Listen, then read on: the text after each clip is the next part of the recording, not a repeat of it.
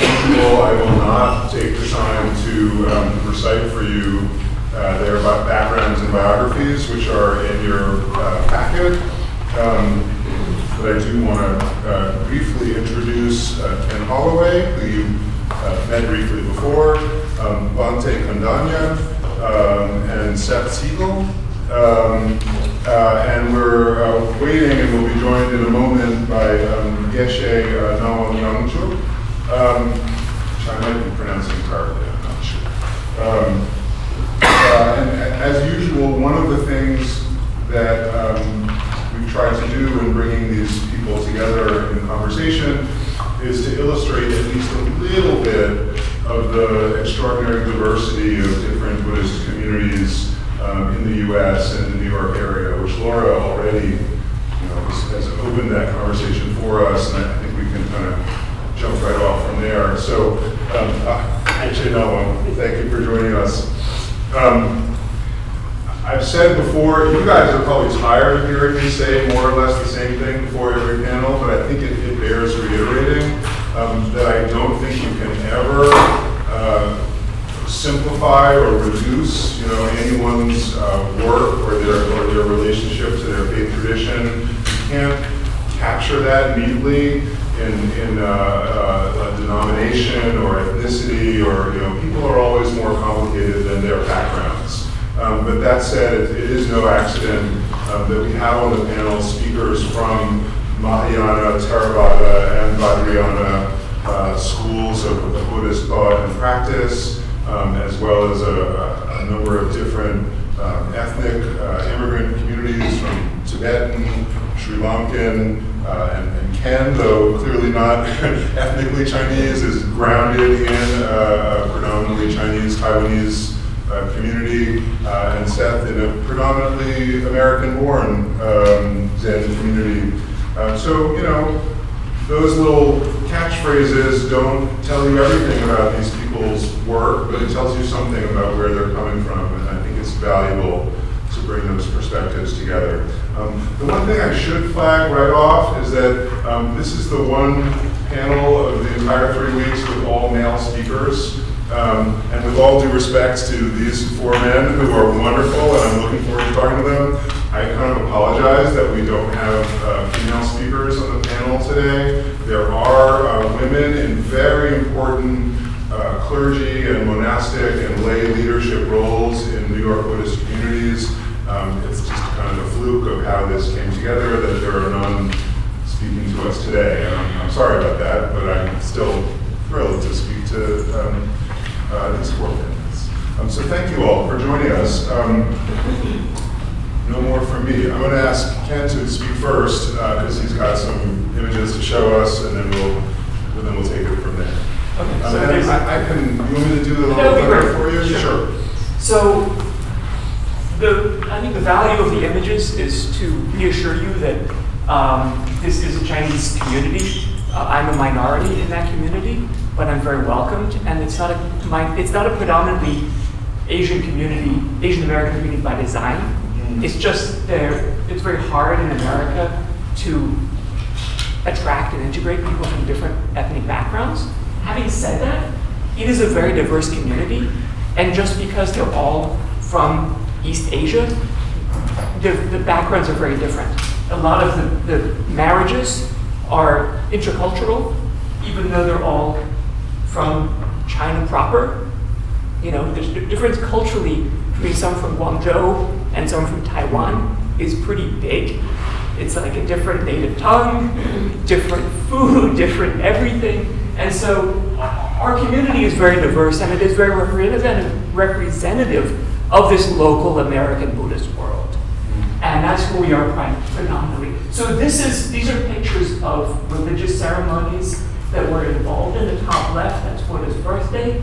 These here are Gofo Zaiqian. This is the end of the New Year's ceremony where we make offerings to the various gods to thank them for their blessing. And the majority of our practice is chanting. And this chanting, though, is mindful and it's meditative.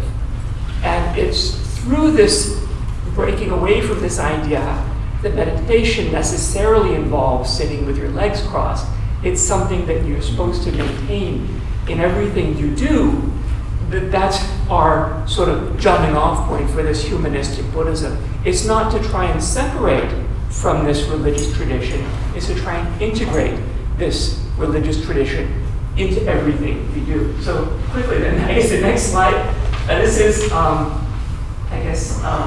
month in Lincoln Center, we held a calligraphy exhibit for the opening of the Buddhist Chinese opera. It's a lot of firsts. And it was a very beautiful opera. It was a very wonderful day. The vast majority of the audience were people of East Asian heritage. Except who's that guy? Yeah. It's not this about And in fact, she's not in this picture. Venerable Ngawang was supposed to be here speaking, but she's in California right now. The majority of our leaders are women, and they're Asian. And 2/3 of our, we call them venerables because it's gender neutral. And the idea behind that is that they're equal between monks and nuns. But the majority of our venerables are female. And that's who our leadership is in our New York temple and New Jersey temple, Boston, Florida. We're starting from Taiwan, but that's who we are. So the next slide, please. This is, there's Venerable Ngawang. So imagine, this was who was supposed to be here. She's been very busy. This is She's supposed to. She participated in a previous Interfaith Center program, so I have a friendship with her, and I invited her first. Okay. She's in LA, and she connected me with Ted, which I'm thrilled with. But between, was it last month when the Lincoln Center event was happening? Yeah. This happened in our Deer Park in upstate New York, and now she's in LA. So all of our venerables have a lot of balls they're trying to juggle at the same time. I didn't go. Yes, it was not true. I didn't go. I don't have kids, so to me that's like the most terrifying way to spend a weekend I could ever imagine. I'm nowhere near that. But I wanted to share this. I love kids, and I agree with you completely. The organization is cradle to grave, right? We're inclusive of all stages of life. Next, please. This was in March at the UN Commission on the Status of Women. This is one of the activities that we do. We started a University of the Arts in the Philippines, which is majority educating women to be singers and dancers and performers as a means out of poverty. And they're all on full scholarship, and they're all amazing. And this was a presentation that we gave. And you can see from the picture, this is quite representative of our organization, very much committed to gender equality. And Buddhism, in this Chinese tradition, this is part of our tradition. I know that's going to be surprising to you, but historically, the status of women in China was a lot higher than you could have imagined, and part of that is this Buddhist world that was growing and living and engaged with Chinese history. So this is definitely a connection with our past. This is more like community engagement stuff. This is in our South Plainfield Temple, where I am mostly, our backpacks that we give away at the food kitchen. And we were very careful to make each one personal and individual. Some, you can see like kind of a Puma one for like a kid who might like sports. Other are more like flowery for people who like more delicately things. And the purple ones have purple notebooks in them, and we really try hard to not make them, to be sure they don't stand out as, oh, you're the one who got that from that kind of thing. So we really try in our outreach to be sensitive to the people we're trying to help. And I think that's the last slide. Yes. So that is our organization. I think that it's important to point out that Buddhism has always been this transnational religion. I thought that was a really good aspect of what Laura, the very introduction was fantastic. I'm so glad I got up early and made it to enjoy that. But this American Buddhist community here in Flushing, New York, and South Plainfield, New Jersey, that is so normal for Buddhism. and so normal for the way East Asia developed. I really like the way she started with the map. See, it's so nice they all stayed within these bounded areas, because really Buddhism is about this connection, right? 3,800 years ago, there's people with brown hair and Caucasians in what is now China. There's never been a time in human history where East Asia and India and Europe were disconnected. And Buddhism is part of that transnational story. So us being representative of American Buddhism is the same as you could use similar pictures and see this is representative of Buddhism in Prague. Or actually, if you went to Calcutta, to the right place, you would find our nuns reintroducing the tradition of convent in India again. So we're always working very hard, but there's not such a different thing as this is Indian Buddhism, there's no Chinese there. Or this is in Tokyo we have a temple. So what is Japanese Buddhism? This world is transnational. And I think that Buddhism is a good way to represent and express that idea. Thanks. Actually,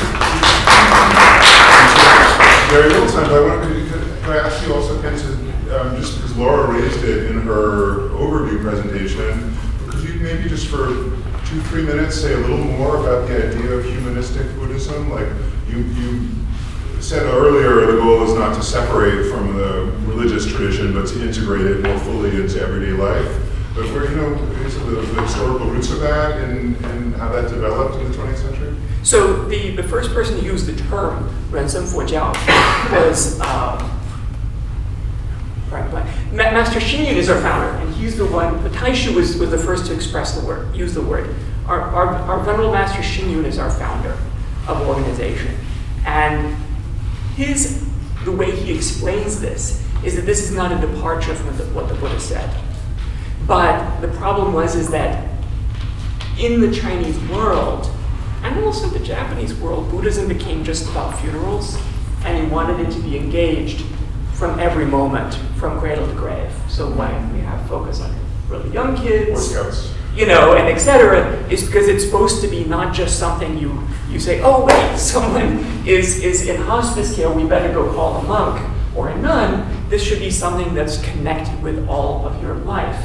And so this idea of humanism, it's this sort of interesting way that modernity is cast in East Asia, not as something which is a rupture from the tradition, the way it sort of was in Europe, but this way that is connected. It's sort of this return to the way it was originally. And a lot of that is because the way it grew up in this East Asian world is very progressive, surprisingly so.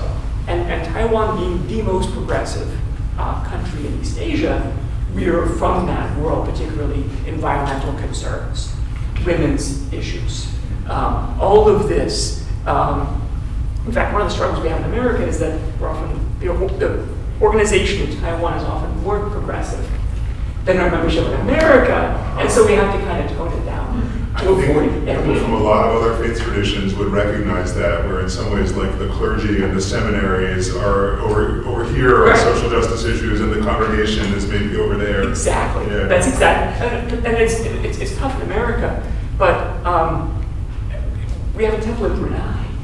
Brunei is the place where they were going to execute people for being homosexual. Taiwan is the first place in Asia where gay marriage was legalized. So, wow, the challenge of the clergy there is like, wow, really much bigger. That kind of challenge between the main teachings and how people can accept the teachings is one of the challenges. Thank you. Geshe Ngawang, welcome. Thank you for joining us. Yeah, good morning. Good morning. It's my honor to be this opportunity and represent Sera Buddhist Culture Center in New York. I'm Geshe Ngawang, currently serving as director in the center. Our center is located in Staten, Queens. So, which is as a non-profit religious cultural organization. The center was established in 2009. Our center, and the center is functionally Sera Buddhist monastery in India, a branch of that. So that's so it will come when you have a question or anything, So just maybe let me explain about my idea here, and then later on we can have more. If you are interested on it, then you can ask me. Right? So the purpose of establish our center here is preserve and unique Tibetan culture, tradition in Tibetan deployed in New York City, and this, so a lot of Tibetans are, coming here, and many of Tibetans who are young children, they have many young children, so they kind of like lost their traditionals.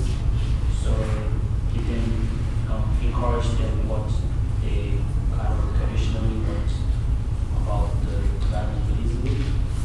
So that's our purpose to establish here, and as well as that we also like local organized to some kind of organized teaching and variety culture ceremony, and traditionally we have ritual practice and all those things we do have organized in the public, and once a year, 2 or 3 times in public. So that's basically we have to do those things in our New York City. I'm sure we have Tibetan issue that's just share some here. As a reason lots of Tibetan outside the country, Tibet, is because we lost our country. Chinese, communist Chinese, and it's all as the Dalai Lama. So our spiritual hat felt in Tibet in 1959, and since he never been back to Tibet. So under His Holiness Dalai Lama leadership, support by government of India and other countries, including the United States of America, we Tibetans are able to reestablish our Tibetan monastery in Tibet, in India. Those monasteries in Tibet before now, most of the major monastery already established in India now. So we are part from that.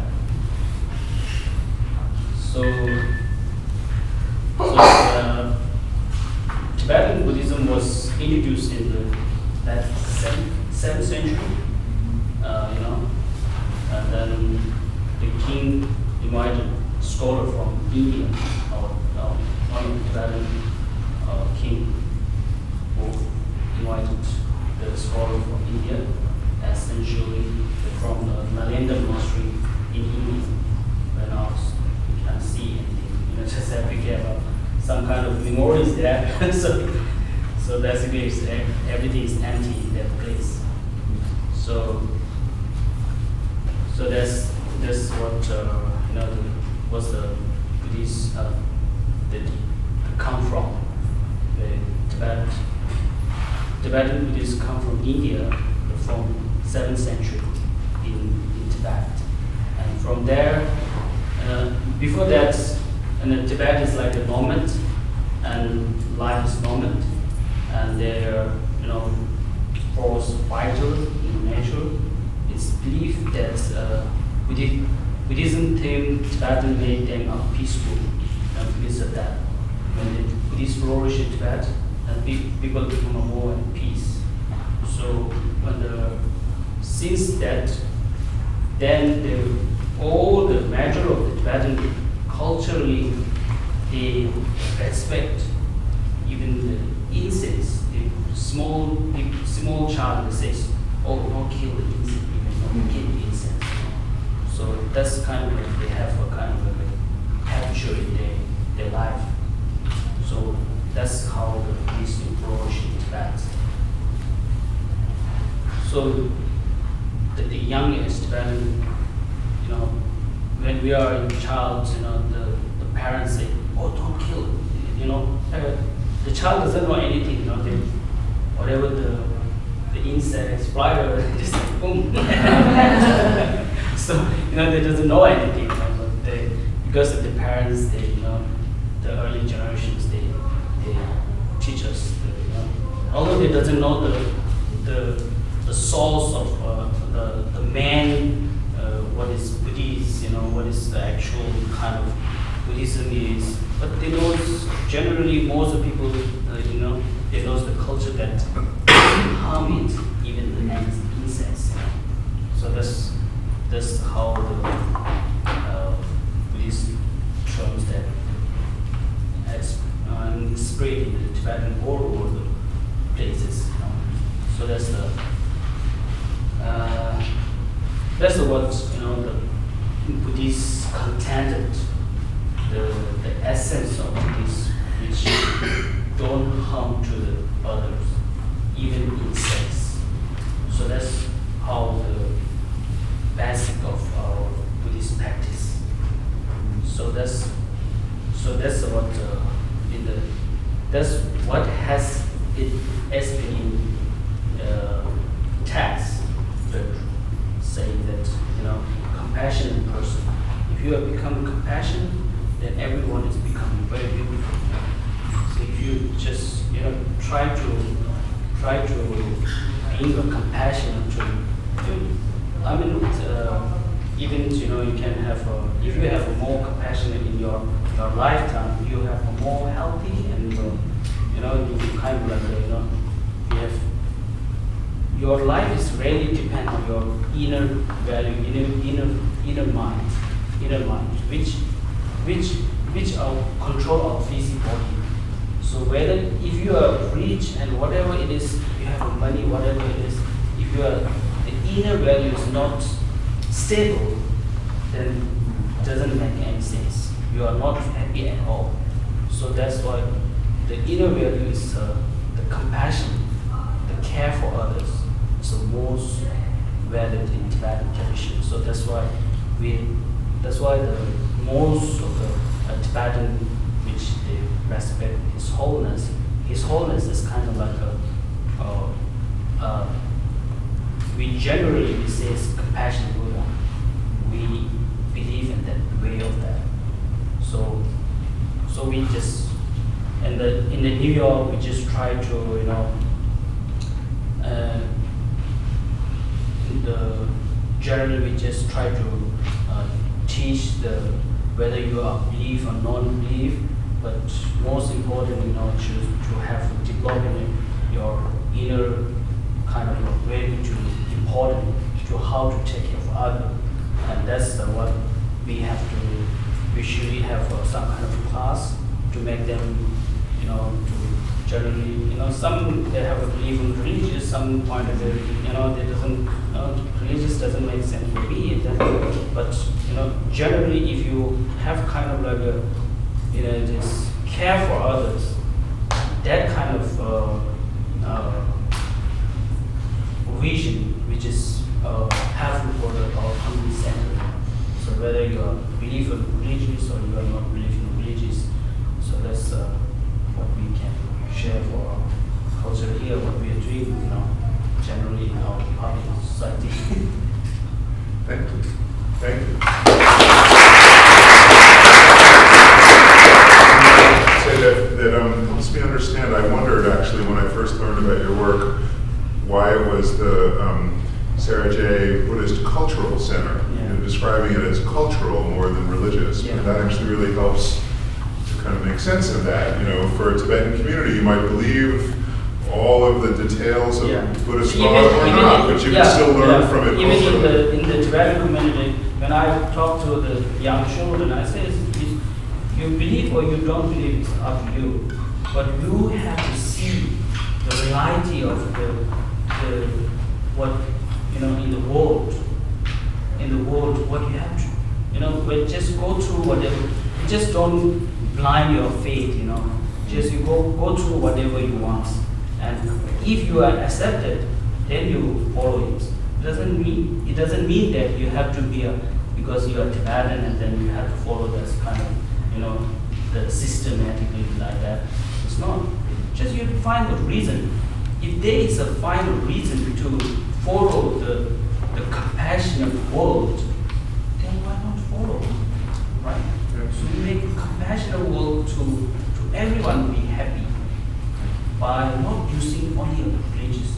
Of course, there are religious that are really, helpful. So not just Christian, Muslim. They are all the main source of the religious. They talk about compassion. They misused.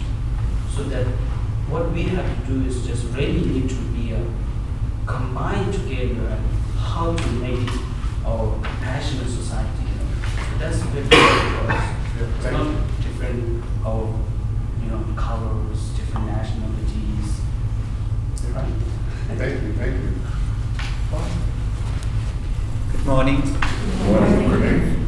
I am from Theravada School of Buddhism, but I'm from Sri Lanka. Here we have here 3 temples. First one I used to belong to New York Buddhist Vihara, and from there I moved to Staten Island, and also I'm connected to New Jersey Buddhist Vihara, all of these temples, that Sri Lankan tradition. Initially, we, as a monk, as a monastic, we go with the teachings of the Buddha. What Buddha taught was, first advice to the monks was, go monks, teach for the happiness of many, for the well-being of many, for the teach the Dhamma. So this is advice. As monastic or the priest, this is what we can do: go and teach and educate people. So with that, and for the lay community, that's the basic premises of Buddhism is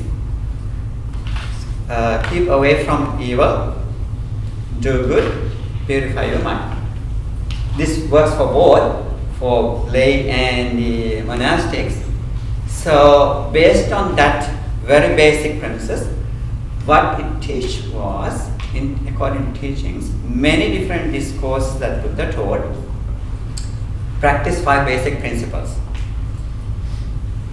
And those are like 10 commandments. There are 5 of them. That's voluntary with understanding and practice. Buddha never asked you to believe what he said, but he has practice and see for yourself. If it makes sense to you, keep practicing. So we believe that spirituality is a very important part, and this is where it begins. Not to kill or harm any life, as Geshe mentioned, that in our tradition also, parents always stop children killing bugs or any being, so stop them. So this is how that those values get into their lives, and not to steal anything, not to take anything which is not given to you, and not to commit any kind of sensual misconduct, overindulgence. Our 5 senses, we are pleasure-seeking beings. So therefore, mindfully, it describes not to go overindulgence, seeking pleasures. And number 4, normally we use not to lie or to deceive other people. But there are, in the teaching, there are 4 of them. Lying, using abusive, harsh, rude language, and not to spread rumors about other people, what we call as tale chattering, and not to gossip. And number 5 is not to take any intoxicants.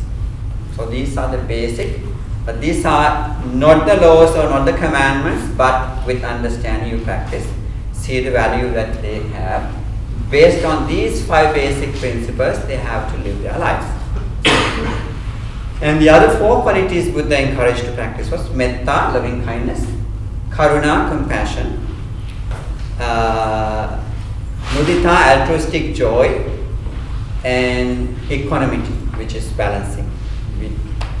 In the tradition, it named as noble qualities, Brahma Vihara, these are the Pali word. Brahma means noble, Vihara means lifestyle, noble qualities, developing these qualities. These are many discourses he was teaching these things. So we always talk about these things into day-to-day life to children as well as the adults. Now, Buddha is very I believe the rational teaching. So he never taught Buddhism. When I'm in my work, when I do teach, I say that Buddha never taught Buddhism. He taught the Dharma. So anybody can practice it. It's not to the Buddhist. He didn't teach to the Buddhist either. At the time, there are all this, at the state of India, there are all these Vedic traditions were there, and even of course Brahmins were the teachers at the time. So he went and teach. He just explained what it was doing wrong. For example, that there was animal sacrifices. So he stopped them. If you want to please the God, just let him live. Don't kill these innocent beings. So this is what he was teaching. So these things people know and they learn. And even today we are teaching. I mostly work with children. Of course I do work with adults too, but mostly children because we thought that it's important for them to have spiritual teachings in their lives. So we make effort to we can only teach until they are 18 years old. So during that children's age, so we share with them and share our cultural activities too, because they have to have something which comes from their what they inherited from parents. Parents are busy because in this country all this Sri Lankan tradition began, I believe immigration came early 1960s, not before that. After slowly, especially when I think of Staten Island, first person I think 1964, and from that many people start coming in, and with their brothers, sisters, likewise. So that's why I moved to Staten Island. There were many Sri Lankans living there who were Buddhist, labeled, but they didn't have a place to go. Even though we have a temple in Queens, they didn't make that many trips. Very seldom when somebody dies, somebody connected to their families dies in Sri Lanka, then they cannot go, they feel sad, so they want to do something about it. So then they start coming as a huge group. They come to New York Buddhist Vihara. For them it costs a lot of time. Time is important to them. So seeing it that they are not participating and these children are raising without having any spiritual background, we decided to have a temple in there where they live. So this is how we began that Staten Island temple. And I'm happy. I was not assigned to do that, but I volunteered to go there. And even prior to going there, I had some classes for them every other week. So some certain days, different homes. One day his home and the next day another person's home, whoever, they become sponsors for that day. So I go there and somebody come and pick me up from the ferry and go, and then we had maybe a couple of hours sitting, telling them stories, and doing for the parents, with the parents we're doing our religious practices, paying respect and meditation and things. We were doing that for nearly 4 years. Then afterwards, I announced the people who were active in the community, if you like it, you can come and talk to our senior venerable, and then I can give you my time. So this is how that temple started there.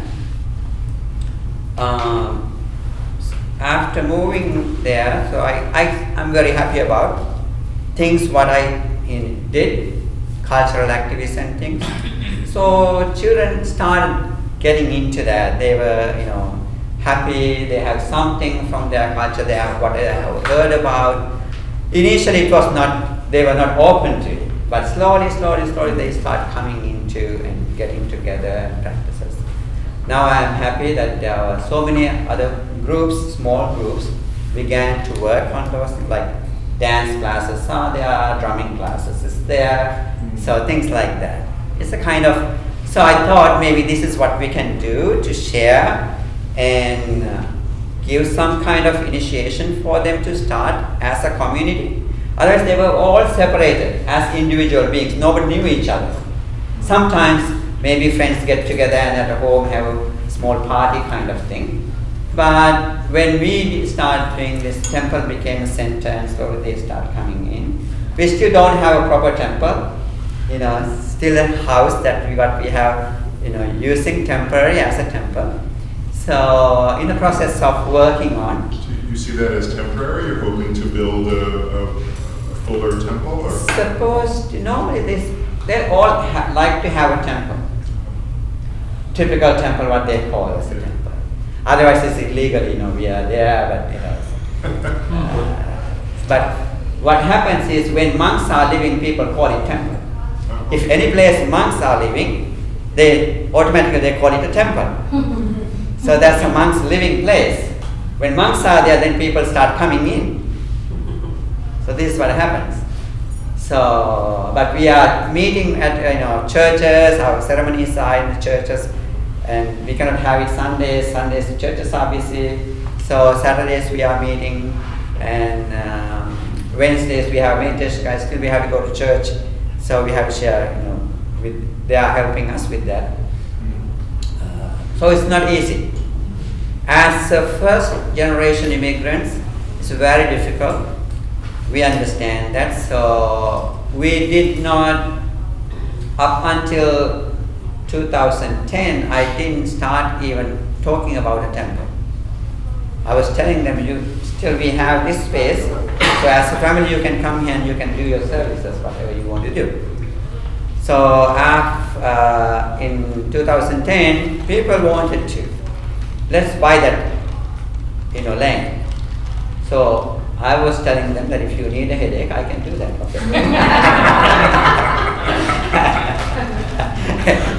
Because I didn't want to burden on people. I know how hard it is for them to live their life, sending their kids to schools and having rentals, all these things, and plus they are having obligations to take care of their parents back home, or whatever the needs, they have to take care of them. They don't know, because the people over there, they think, they are living in America, they have money. So if they don't treat them, so it's a very difficult situation that they have. So with that understanding, I didn't want to initiate anything, as a temple. So it came from them. So okay, then I will help you with that. So still we don't have a school proper temple, because it's not easy. People, architects are always, when we design something, it's beyond millions. So that's a difficulty. So eventually it may take place, but I don't know. I'm not good at fundraising and things. I'm not good at asking things. So I ask people, okay, you take care of those things. I will help, I can talk, I can give suggestions. Whoever willing, they may be able to come up with and help with that situation, building a proper temple. Yes, in the traditional Buddhist community, a monk doesn't really have to fundraise for alms. You just kind of walk around. Right. People know. Yeah. In the traditional way, monks would be going from, not here, by home to home, silently standing. If you give it, we take it, otherwise we move to the next one. Yeah. That doesn't work to raise money for real estate anymore. This is also, I think, probably something we all share as a challenge, is trying to build and facing the community reviews, and then people saying, I am going to cause traffic problems, and all these subtle ways to deny religious freedom to groups. Bhante, anything else? Or? Yes. I think maybe I leave it for you to ask questions, so from there we can, Thank you.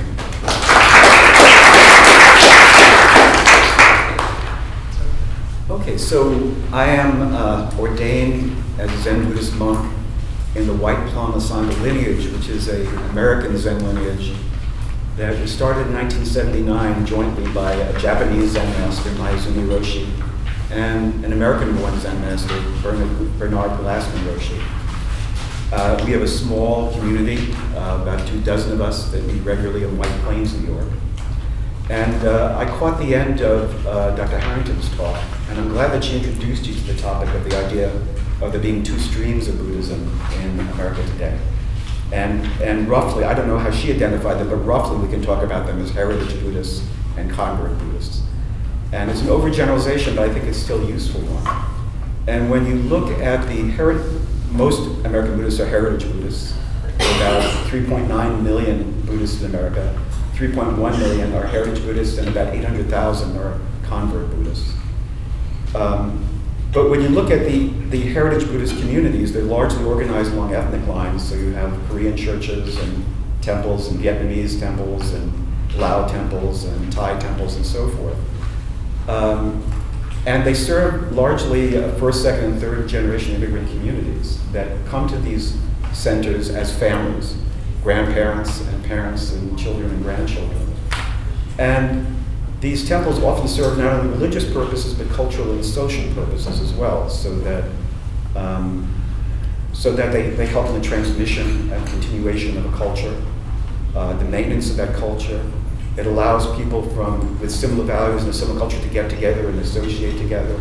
It allows a place for children to be educated in the same tradition. So there are all these other functions in addition to religious and ritual ones and so forth. It's very different in the American convert community. This is a community that's made up largely of European descent, middle-aged, middle-class converts. I mean, it's not entirely so. We have Chinese members of our community and Iranian members and South Asian and African American, Latino members come through, but it's predominantly Caucasian.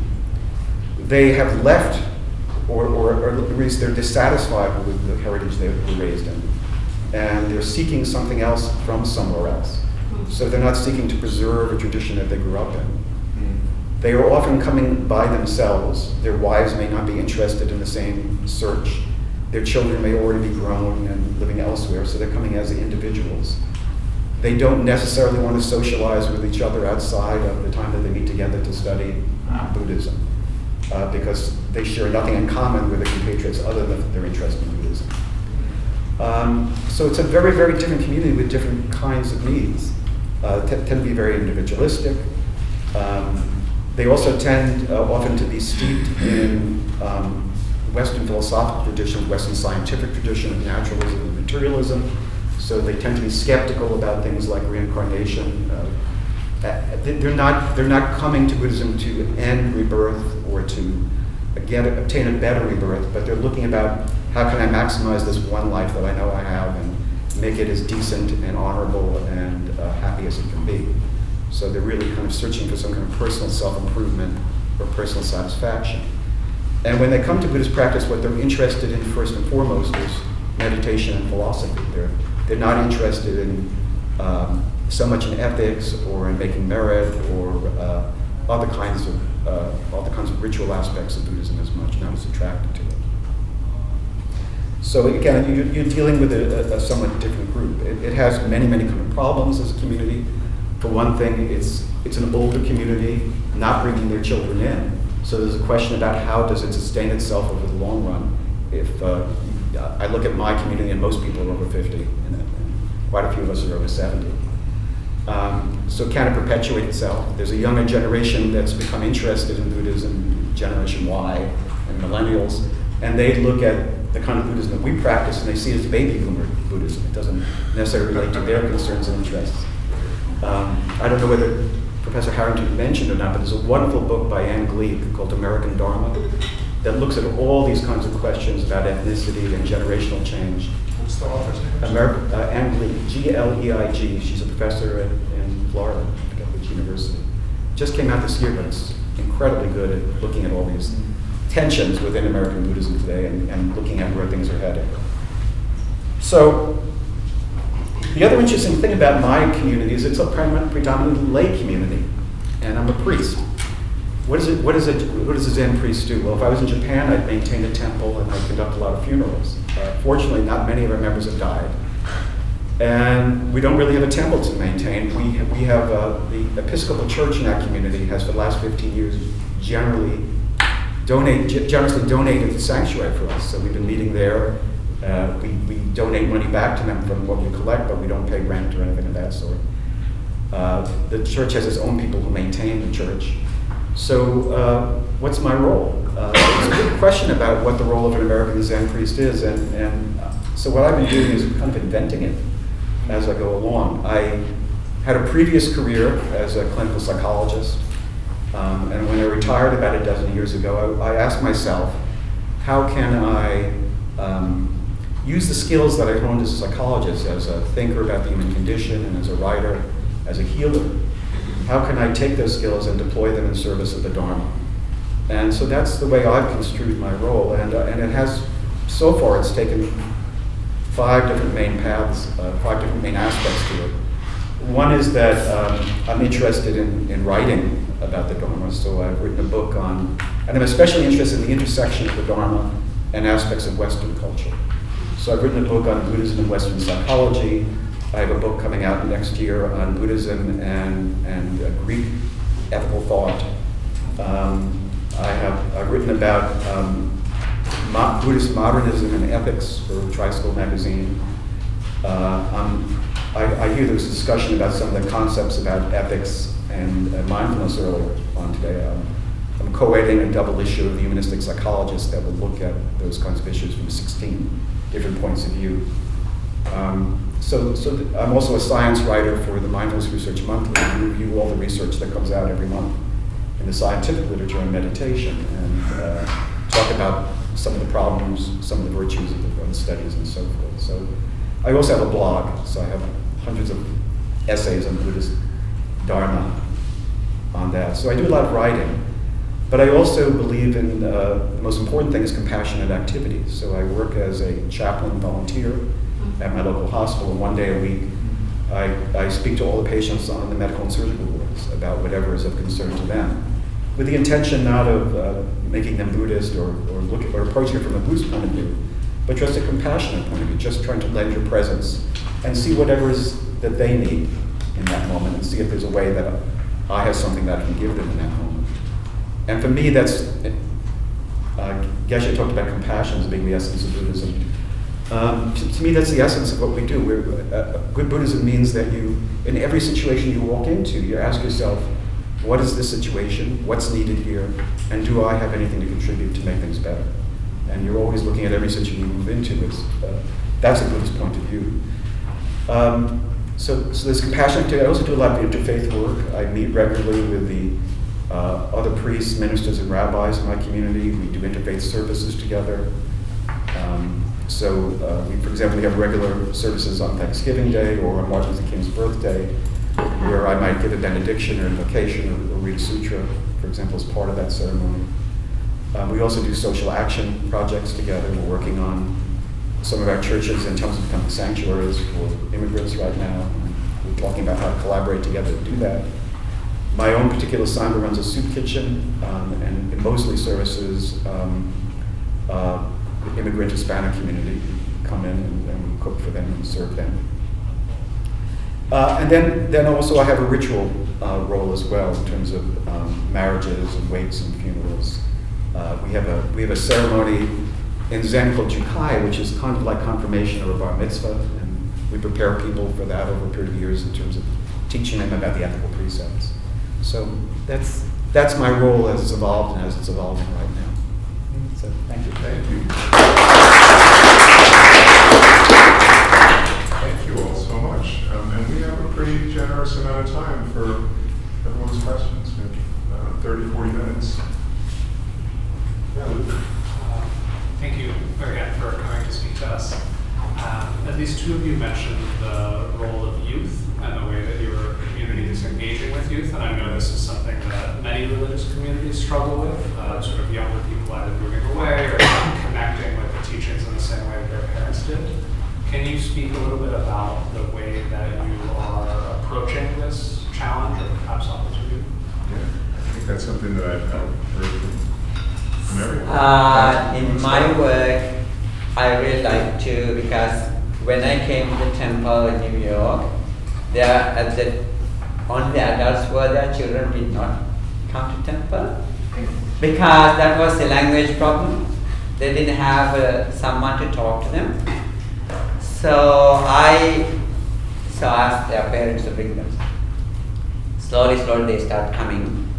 So I sat with them, I played with them, I started telling them stories. So we had even meditation. So all these things I did practice together with them. So that made them interesting. So okay, there's someone, so we can go and talk. If there is nobody to talk to them, what they do is their friends come together, they go in a library or sit down somewhere and they play together with themselves, within themselves. So I think their children need something to be engaged and something interesting for them. So I somehow managed to keep them in a conversation. So this way I kept them interesting. I believe activities, so of course only Saturday and Sunday are the 2 days they have.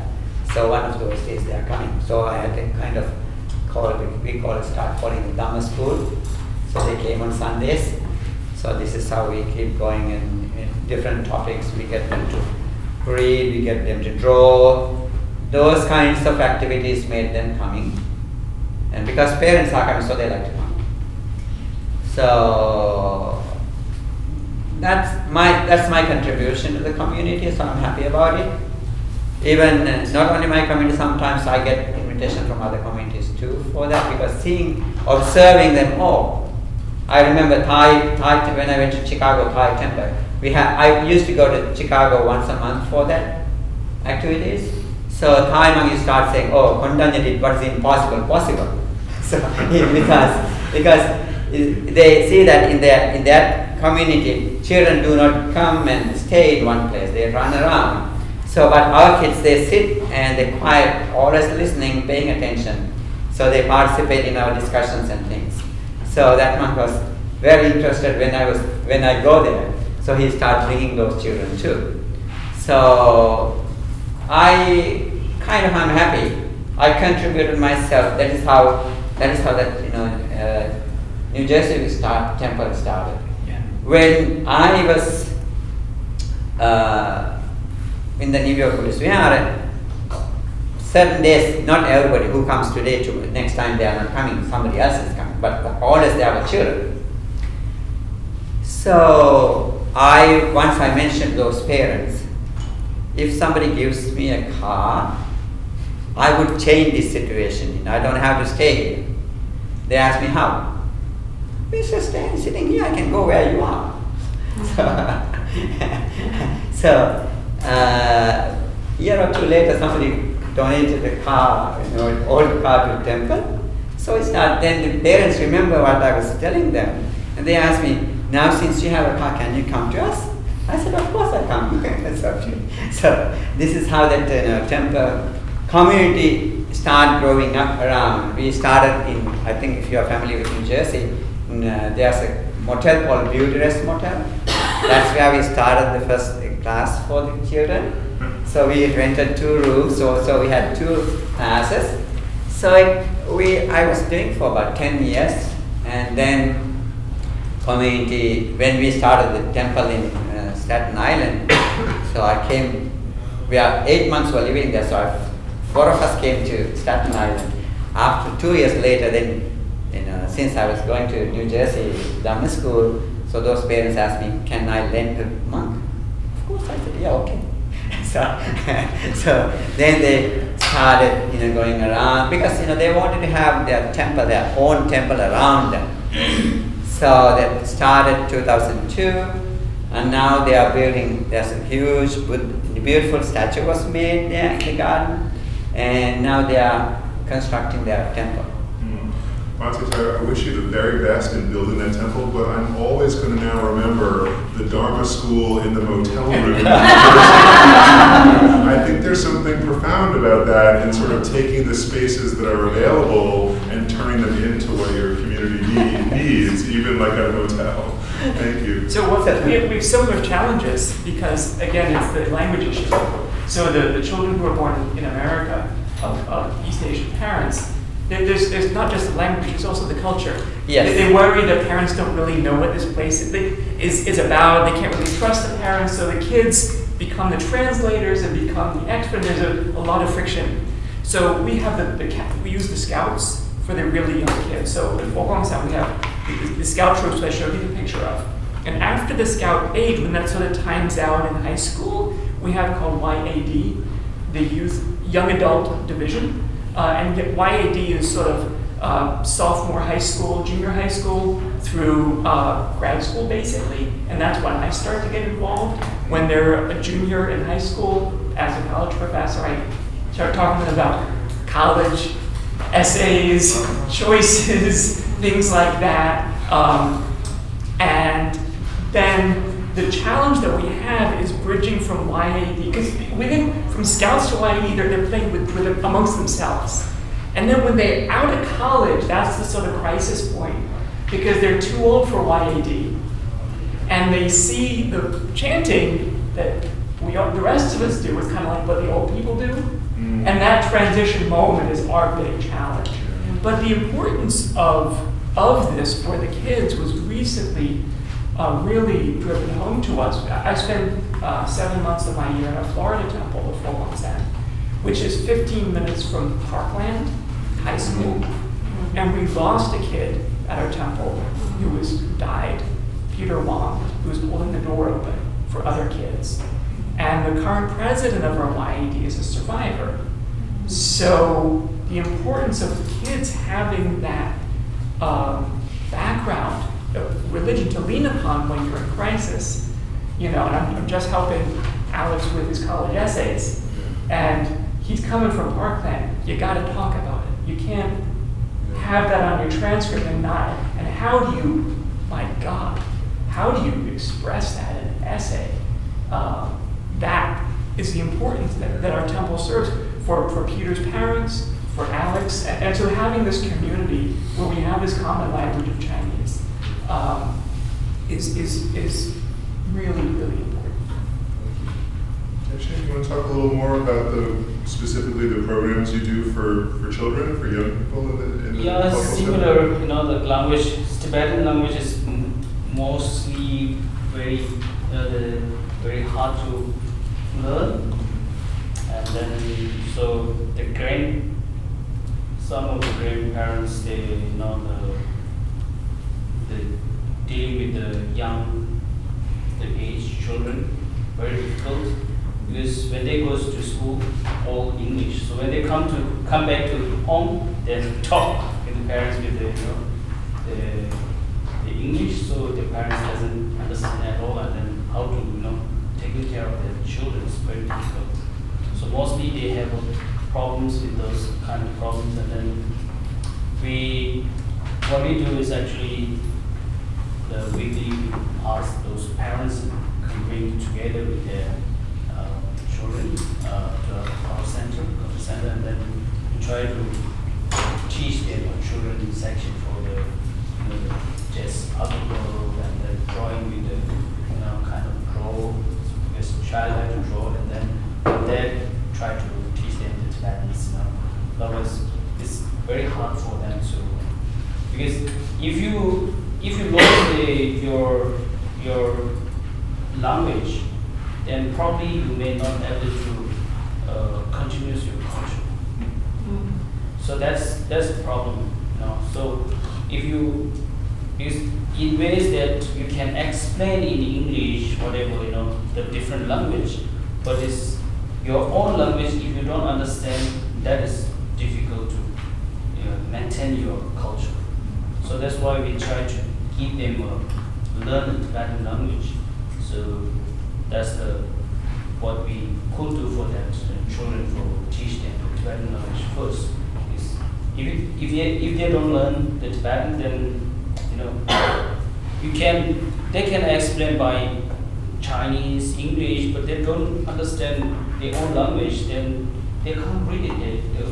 In the Tibetan itself have a lot of texts which translate from the Sanskrit to Tibetans. So I think few millions, tongue texts there, so they can't do it.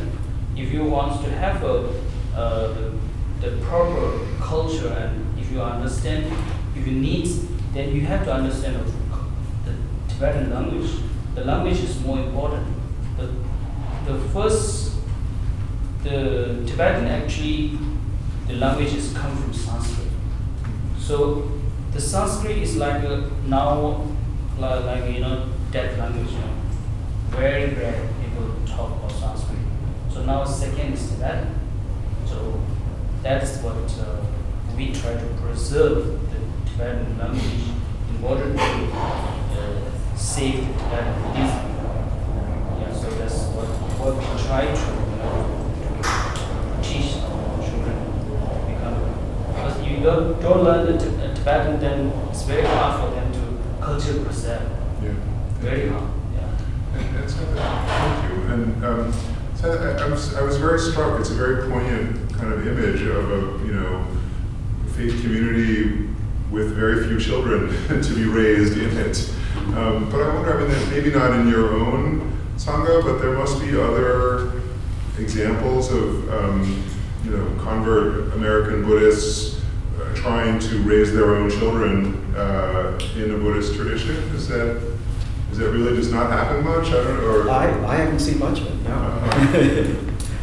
The point is that most people are coming to Buddhism already as adults whose children are already in high school or already in college and really aren't interested. This is their own personal journey. They don't ever come into or drawn to Buddhism as young adults with their own kids to then I look at my own children. Yeah. My son has no interest. My daughter has an occasional interest. She's gone on some Vipassana retreats, but she also does a lot of yoga, and she does her own New Age spirituality that's an amalgam of a lot of these things. Henry, would maybe, just to answer your question, to put it in perspective, is just from my point of view, maybe Zen Buddhism is not where they're going. Kenneth is clearly a young Westerner. Is your family involved in yours, Kenneth? My parents? No, my sister. But your family, your children. I don't have kids. My wife and I are both. Right. So, but if and when you have children, you'll be bringing them up in your temple. Yeah. Because maybe it's we have the structures in place. We have this Zen to the Scouts. Zen to YAD. We have a system. But what I'm saying is maybe it's not that form of Buddhism that the converts are attracted to, because there's no sense of community within that. Yeah, if you mentioned you don't socialize afterwards, we socialize, we go to each other's houses for dinner. And No, I've suggested that we have more activities that bring us together outside of formal sitting. And people say, if that's what we become, I don't want to be here anymore. I'm just here to meditate. Maybe that's They say, I heard my own friends already. Why do I need you? You're very nice. So maybe that's not the form of Buddhism that those families might be gravitating towards. That's just what I get the sense. In our talk this morning, we ended thinking about American Buddhism. Professor said that American Buddhist communities are incredibly segregated. Has that been your experience? What kinds of interactions between different ethnic, racial, or even streams of Buddhism does your community have? Do you stay within your particular tradition, or do you see yourself having more connection with other communities? Can I address that first? There's a saying that that I hear from the Christian ministers who are friends of mine that 10 o'clock Sunday morning is the most segregated hour in America. All of my black friends go to AME churches and Baptist churches and so forth, and hardly any of my white friends do. And there's just a natural tendency for different groups to cluster together. There's a writer by the name of Michael Ignatieff who wrote a book last year called The Ordinary Virtues. And he talks about, he visits 8 different communities throughout the world in which different ethnic groups live side by side. And he talks about how do some communities manage to do that and get along well with each other. And how do some communities do it, and you have tremendous friction and fratricide and genocide and so forth.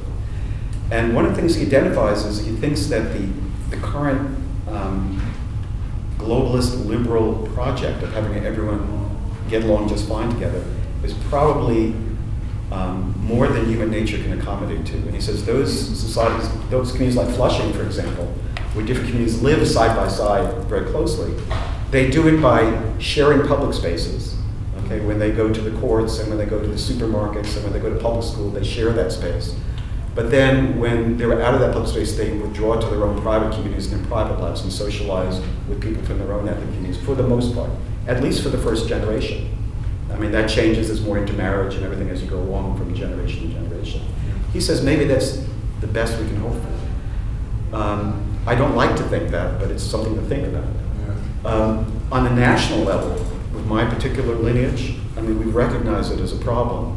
The problem is that becoming a Zen teacher, it takes a lot of times, it takes a couple of decades for someone to mature into the role of teacher. So you can't just say, we need more people of color right now in leadership roles, because that's not how it happens in our tradition. We've been making an effort to ordain more people of color, more women, et cetera, and make our communities more diverse. And we have some famous activists in African American Buddhism, for example, who belong to our lineage. But when it comes down to that local level, not on a national, who in our local community is filling that role? Nobody is. You come to we have 5 teachers in my particular sangha. They kind of rotate through as kind of circuit riding ministers. we have 5 authorized Zen teachers who come through 1 each week, and they do the teaching, the Dharma talks and so forth, and give individual interviews. All of them are white. And while we have African American and Hispanic members who come and join, I don't think anyone can walk into that community and feel this is really a place where they feel at home or feel welcome. And that's just the issue we have to face and deal with. And how to do it is, I think, extremely difficult. It's not exactly clear how to do it. So, well, I wanted to ask Bhante, on this question of relationships among different Buddhist communities. I know that, I'm not sure about other folks, but Bhante, I know you've been involved in the Buddhist Council of New York, Yes. right? Which, as an organization, really tries to bring together, and I've been to some like Buddhist Council of New York events, where it's really extraordinary to see, venerables and lay leaders from every Asian country and the US and all different streams of Buddhism, in one ritual together. But does that extend to like social relationships or? I believe, yes. I think personally, I always I thought this is a good place for all of us to work together. Denominational things we do with our own places, but definitely we can all come together. Buddha's teaching is we all have a sense of teachings. What we have, Geshe has, and also what we have, both have, we have, Mahayana tradition has. There are certain things which is different, but still we are okay. We can work together as a common place. So we can openly discuss those things. Buddhist Council is a nice place for us to share those thoughts, and that makes them, at least bringing them together.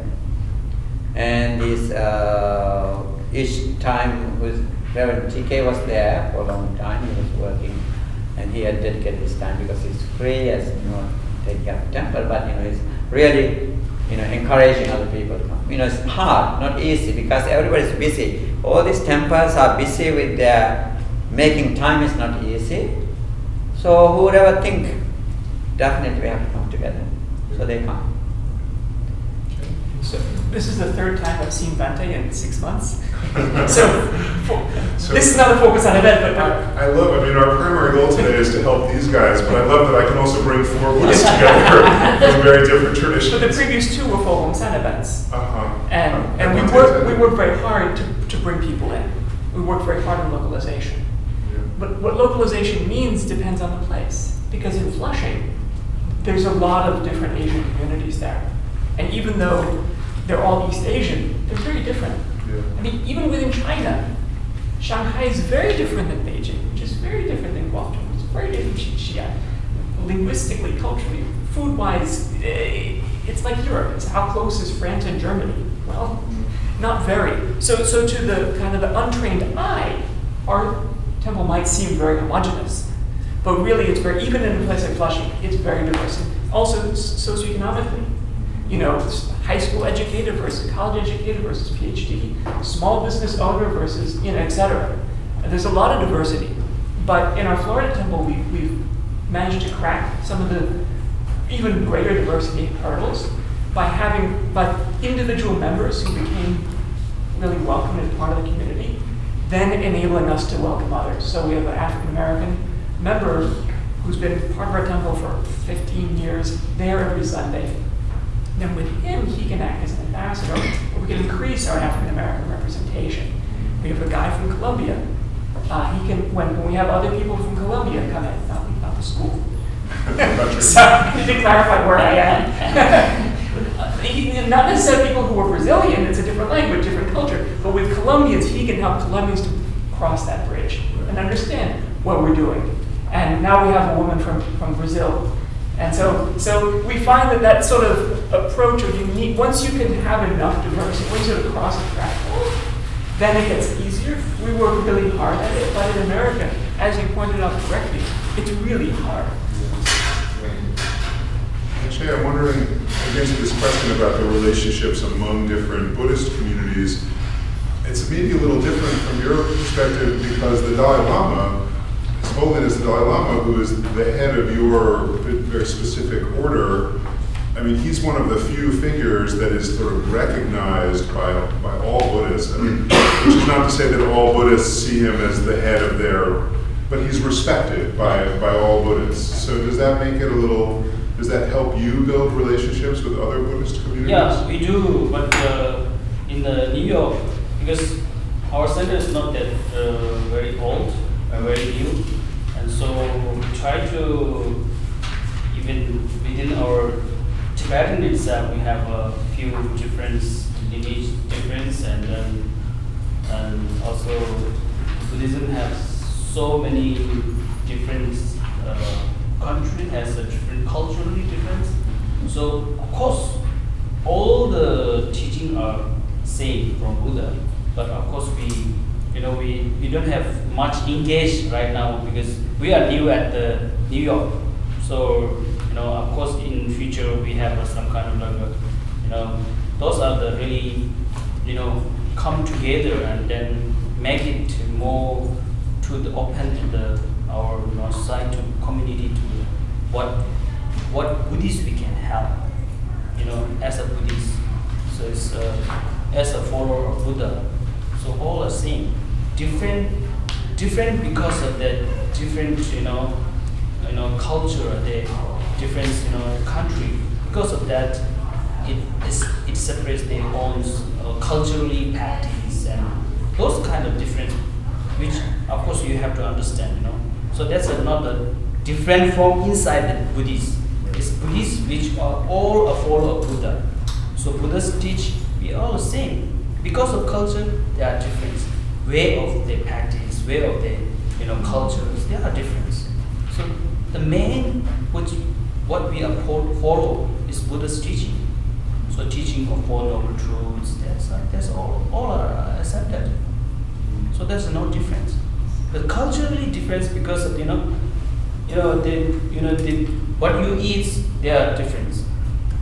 It's not the way that they suit for their bodies. So that's culturally difference. So cultural difference doesn't make Buddhist itself a difference. So that's the point of what we have to see is the Buddhist, what he teach. As they are follower of Buddhist, everyone is same follower. Teaching, whatever teaching, Buddhist teaching is same follower. So that's from the part of people who are seeing that the Buddhists, because of different nationality and difference, that's why people see so different a little bit, different between that and so that's basically the Buddhist teach was in two language. One is in Pali language, one is in the Sanskrit language. So Theravada mainly where they teaching for those Pali language, which traditionally they follow up. That those are the Chinese, Tibetans, most are the language they teach by Buddha in Sanskrit way. So Sanskrit follower is like mostly they call Mahayanas. So they call how the Mahayanas comes, how the Theravadins comes. Theravadins mostly followed by the language that Buddha teach, which was the Pali language. So that's what is just a little bit different between that. But I don't think the way we see the divide is as big as the divide is imagined in America. I think because in America it's so divided, Protestant, Catholic, Episcopalian, blah, blah, blah, blah, blah, blah. There's so many divisions. Yeah. But in the Asian tradition, the divisions are not that. We don't It's want to more focus on fluid. We don't want to focus on the division so much. So exactly. Can you talk a little bit about the way your schools think about chant and prayer? How are chant and prayer similar? How are they different? How are they approached in your traditions?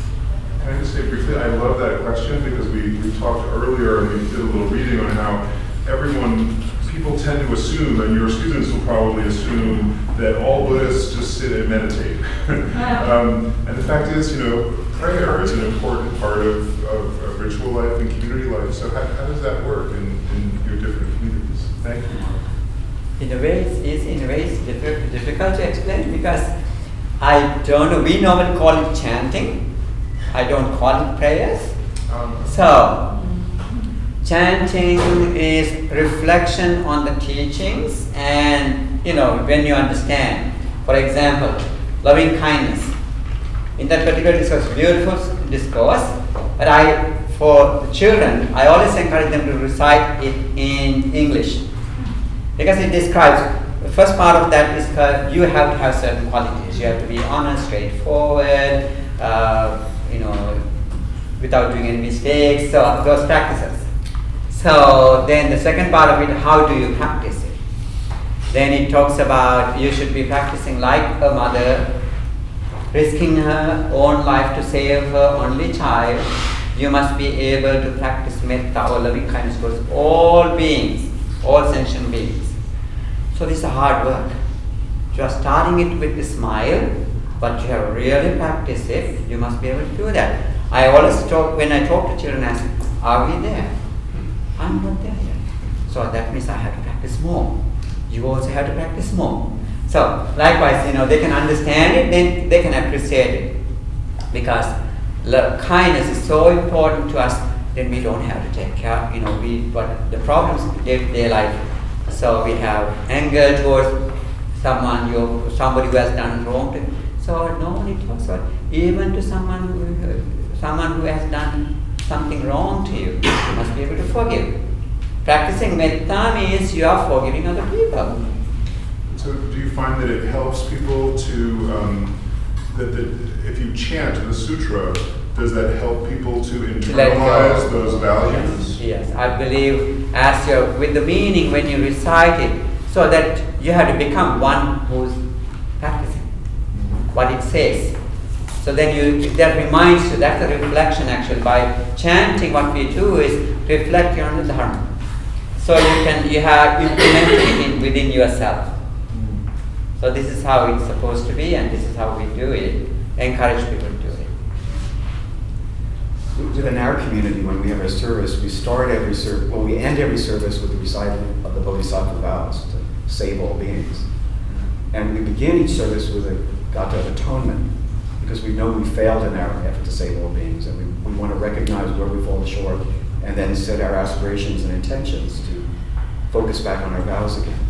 So when I go about and do prayer, for example, when I'm in the hospital, we don't look at prayer as something that we're asking a God for help for something. Instead, we're setting our highest aspirations. We're looking towards the future self we want to evolve into. And we're basically believing that we have those qualities within ourselves of wisdom and compassion that we can actualize and bring out and develop. And prayer is basically saying that that's what I'm doing, that's where I'm focused. say, I mean, you mentioned earlier that chanting is a big part of the week in, week out, or daily practice. I guess there's sort of, it's sort of hard to distinguish between the two, but I guess there's sort of a side to the chanting which is really this mindful, meditative state where our voices and the voices of those around us are becoming in harmony, and this very deeply relaxing and enjoyable state. And we chant at least 2 hours a week. A big event will take, 3 days, and a really big event will take all week. So we have some very big, intensive chanting that we do. But then there's also prayers, which is more like the intellectual side. So next Sunday we have a repentance service where basically we, through the power of the Bodhisattva Guanyin, Avalokiteshvara, we pray that we can, that our sins can be forgiven, and our sins are things that we have, the 5 precepts, which Bhante talked about, whether we did them, whether we asked someone to do it for us, or if we saw someone to do it and said, it's okay, let it slide. And for all of those count as sins that we try and ask forgiveness for and reflect on and not to repeat. So if there's maybe a difference between chanting and prayer, maybe that's what it might mean for our community. It's more like an intellectual side where we're taking vows, and it's more like a focus on the moral side. But those moral vows are being chanted, and there's that sort of meditative, mindful side to that. And it's always interlaced one with the other. Do you want to add anything on this? Yeah, there's I think similar to that. The chant is in our tradition has also chanting, many chanted. It's kind of like a mantra that recitations, and it's kind of like focusing the mind to be. That's a prayer is actually like as all of them said, doing love all it's not only for yourself. To drink praise is kind of like focusing yourself to others, to pray. That's how prayer is. And then chanting is to make your mind to be focused, to calm yourself. When you chant, just focus, close your, everything. Then it makes you more fresh, mindfulness. In Buddha's teaching, there's in a discourse, Buddha encouraged, one person came and asked a question, then how we should be living in our daily life. There he says this, he didn't use the word chanting, but he said reflect on the Buddha, Dhamma and the Sangha, and even what good things that you have done. And he explained the result of that is that your mind stays free from greed, hatred and ignorance. Because that is the focal line, chanting becomes your object of meditation. Be in the present moment. That's how he presented there. So probably for just one more question, relatively quickly. I'm wondering if you had thoughts about the idea of merit and dedicating merit as part of your practice. Yeah, it's a deep term in Buddhist thought. Merit. The idea of merit. Yeah. One more time, I think you go. Merit? Yes. And dedicating merit as part of We your do practice. the dedication of merit. Every time we do, even in the morning chanting or evening chanting, whenever, whatever the offerings we do the dedication of merit to the departed relatives and the devas and the other beings, wishing every being peace and happiness. It's maybe too big of a question to ask very quickly, but can you define what is meant in Buddhist tradition by merit? Merit means the wholesomeness that we develop, good thoughts that we develop. Because every intentional action produces karmas. So this is called good merit. If you do any good things, intentionally get involved and then you do it, that is called producing good karmas. So that's called, in the Pali word is called punya, or the punya in Sanskrit. So you're making merit. So that's the word, how they translated that. And after doing that, when you finish it, whatever the activity you do, even you may be saving an ant, That is for us, for a child, it's a meritorious practice. You save a life of a being. So that merit, so he tells your friend. I remember when I was a child, when our grandmother goes around in pilgrimage, so she goes and come back and tell a story. So I went this place. Then at the end we say, sadhu, sadhu, sadhu, means I'm very happy for you. So that is your rejoicing, the good things that you did. So that's how it goes. So very same way, we always, whenever we do something nice, and then we dedicate those merits. May my departed relatives, may my relatives, any being expecting any kind of spiritual, may they rejoice this wholesomeness, may they attain peace and happiness. So wishing, so we do the dedication. That was really a moment when I became really involved in chanting, was after 9/11, was because we were doing so much chanting in the Chinese communities in New Jersey, and the idea was to pray, oh my God, you know, what else can you do? I mean, there's not much you can do, kind of rationally and logically, but by praying that their spirits and all beings can have some comfort at this moment was really very comforting for us personally. And that kind of idea is that when we're dedicating merit, it's not like I'm giving you my pen and now I don't have a pen. It's quite the opposite. It's like when I help you, it actually psychologically helps me as a human to be helping you. And so it's both sides. Again, I don't give away this merit and get nothing. The idea is that I benefit by praying for humanity, by praying for all beings, by praying for my deceased relatives, my friends, and etc. That helps us to become better. We gain also from it. Any other? Yes, Yes. but my kind of merit, it means they're similar, but since we believe in the karmic link, and so whatever you have a good quality, whatever you have charm, whatever you have good things, that you kind of gain some positive karma. So that karma you have to link with your future, and whatever you have dedicated to all essentially become a very peaceful and happiness, whatever you have created, and within that time, if you dedicate for the whatever virtue that you have created, that it will link with your next karma. So it will help in a way that future become a better and more brighter. So that's what merit is goes to. Merit, which is something that linked with your karma.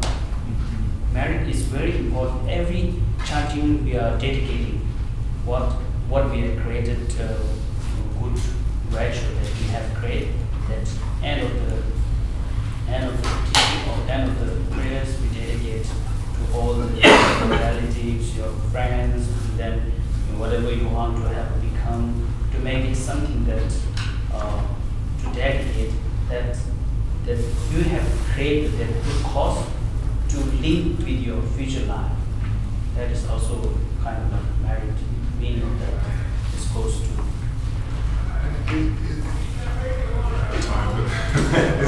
I've always been just fascinated. I mean, is the building up of merit ultimately lead towards the cessation of nirvana, or is it kind of separate? Yeah. Because I think there's a stereotype that if you kind of oversimplify Buddhism, you think that all Buddhists are just thinking about nirvana all the time. No. But I know for most Buddhists, like building merit is more of a daily practice than enlightenment. Yeah, the main thing is actually, sorry. And the main thing is the cessation for your life, or you become a nirvana. You have to do a practice. But the merit, which is different. Merit, that is you are creating a cause, that you have created a good cause that link with your future, become a better understand, and you become a much closer that you to achieve the nirvana. But the nirvana is not that something that praise can cause.